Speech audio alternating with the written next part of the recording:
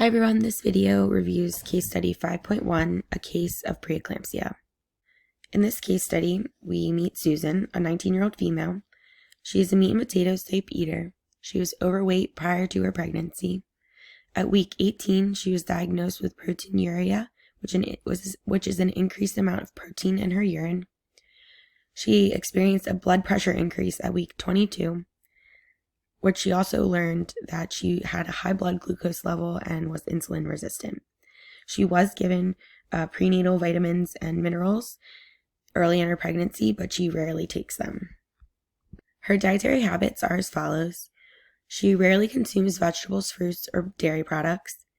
She only enjoys monosyllabic vegetables, which consist of beans, corn, and peas.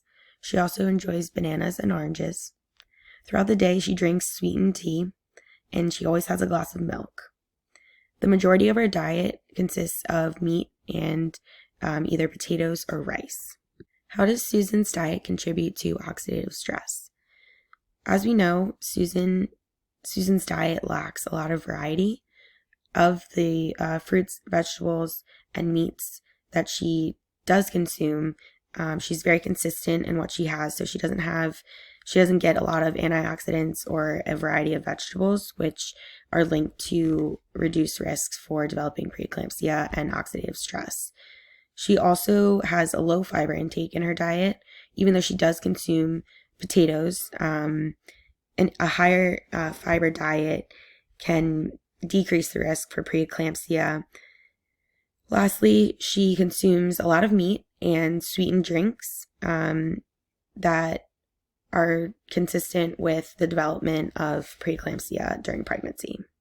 What other characteristics of Susan's diet contribute to her risk for preeclampsia?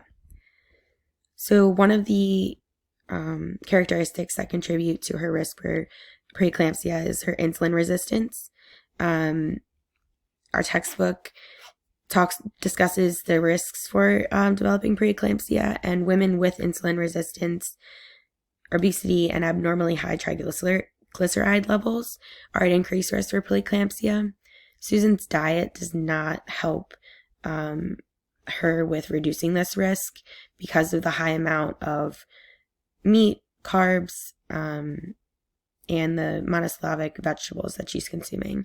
Additionally, she has a low intake of vitamin D and calcium. For these, she could get outside to get some more vitamin D. It would also be helpful if she was consuming prenatal vitamins and mineral supplements that could give her higher intake of vitamin D and calcium. Lastly, what health problems is Susan at increased risk for developing due to her history of preeclampsia? Due to her preeclamptic pregnancy, later in life, Susan is at risk for developing gestational diabetes, type 2 diabetes, and hypertension. Our textbook also mentions that she is at a higher risk for developing a cardiovascular disease within 5 to 15 years.